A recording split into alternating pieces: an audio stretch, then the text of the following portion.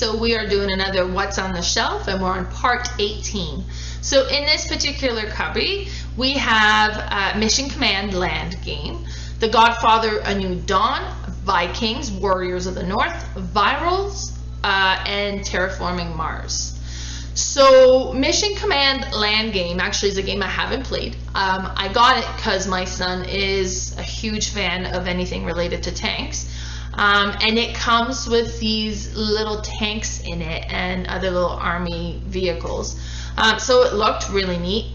There's dice, obviously it's a dice battle type game. And then there's this big grid thing that you that has a little hole so you move pegs around on there. But like I said, I've never played it, not sure how it's going to go. It's a 2-player game. I had recommended at one point maybe we didn't keep it, but my son asked me to please keep it, so I guess eventually we'll try and get this one played.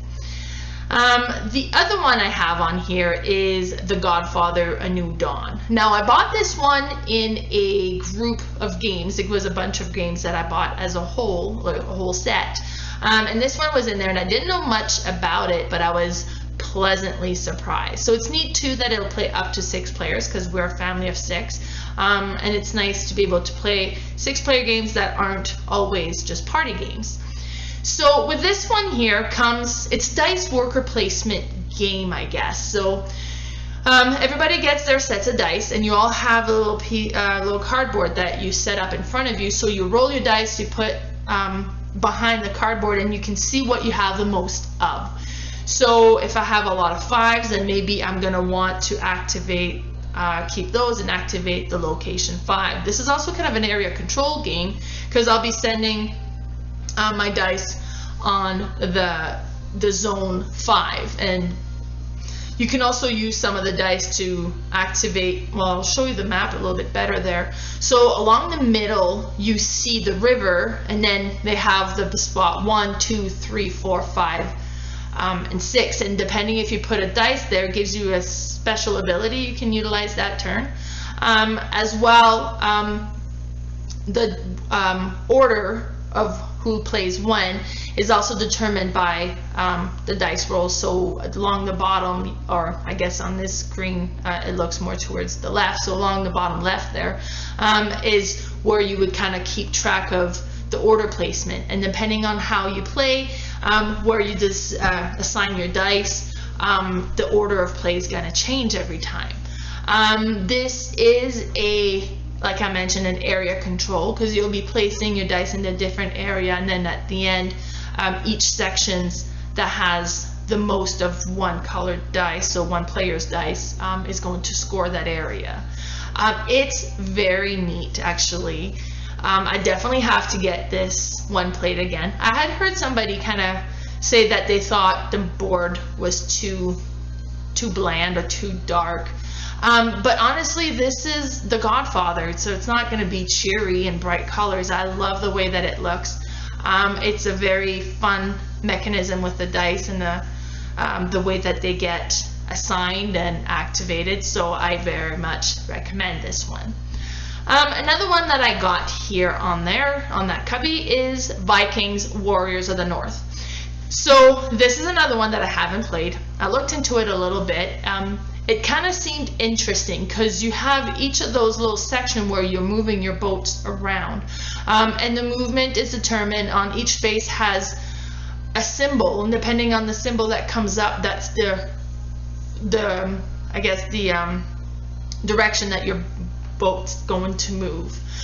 From what I understand, you're trying to capture the princess. I don't know, do Vikings have princess? So you're trying to, I guess, the daughter of the Jarl, or so you're trying to capture, I'll go for princess for now anyways, the princess of other villages, and I guess get away with it. Like I said, this is one that I haven't played. It looked interesting. It looks kind of neat, all set up as well, so hopefully it's good. The reviews I've looked on it aren't very promising, so we'll have to see how it goes. The next game I have in that cubby is Viral.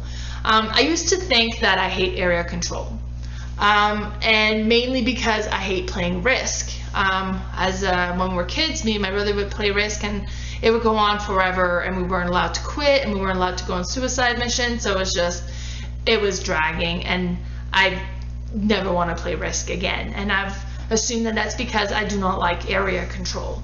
But this game is what I would consider definitely an area control game. So each player plays as a different microbe. And the goal is to infect as many organs in the body as you can.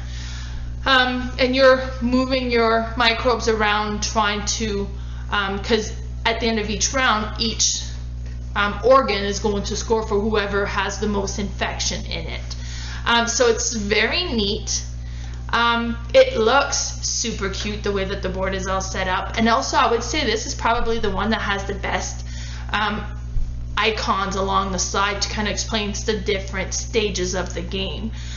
So on this board here you can see we're just number 5 there, so it explains the 5th step of what it does, and it looks super neat. And then at the bottom there you can see where all those tokens are. That's the playing order, because that changes all the time.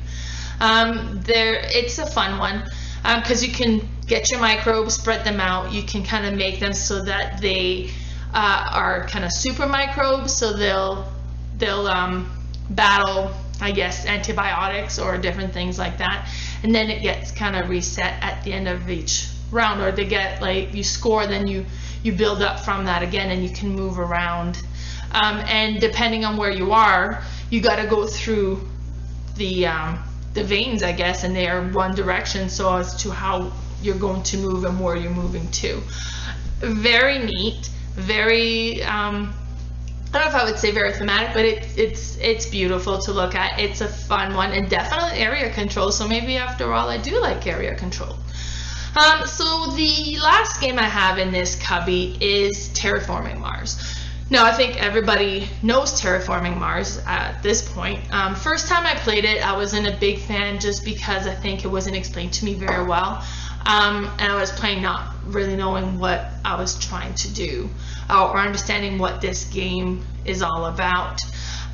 With Terraforming Mars, I would say this is really an engine building game. So you draft cards, you collect some cards, and you're trying to get cards that's going to work with each other. So you can get cards that's going to create organism, and then you can move those organism onto another cards that's going to allow you to score points with them. You're going to have things that's going to create the different resources that you need, and then you can move these resources around. And then as a group, we're adding tiles onto the surface of Mars, and we're terraforming it. So we're trying to bring up the temperature so that it's, livable, and the oxygen level up as well. And then doing so kind of set yourself up so that you're a little bit ahead, so you kind of come ahead as a company that's terraforming this planet, and then that you win at the end with the most points. This is kind of the way it looks. So when you place those forest or the city tiles, you put one of your little cubes in the middle of it to show that that one is yours. You'll be scoring those at the end as well, so you want to kind of put as many tiles on the map as you can, but you'll also score from the cards that you collect. So you want to collect cards that'll give you points, or as I mentioned, kind of set things up so that you can get kind of work off the other cards to create more points. This is just a bit of a closer look at the map here. I'm getting a lot of people comment about how ugly this game is, and I mean, I don't really see it. Like, the board, sure, but it's Mars. Like, that's what it kind of looks like. You can't really make it look that much different. It's just, and maybe because like, it's just an orange barren planet. I can see with the cards, they could have gone a little bit more of a one style of artwork with the cards, but nothing about it really is anything that I dislike.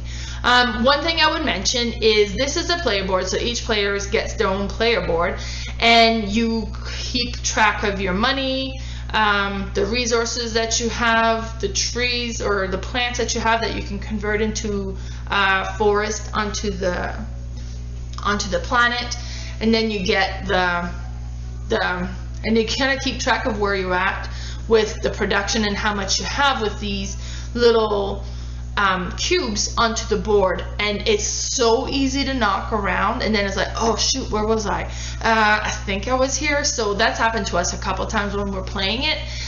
So that my friend printed me these overlays. So this was done on a 3D printer, so it holds the cube in place, and I've just kind of put it on top of the player board, and it keeps everything organized, so that otherwise the player board doesn't have so much white on it. That's the overlay, but I think it makes the game so much better, just a bit better organized, and it looks good too.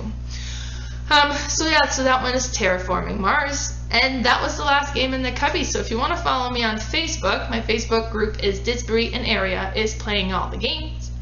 I am also on Instagram under Boardgame_Mama, and my YouTube channels is Boardgame Mama. Okay guys, hope to see you on the next cubby.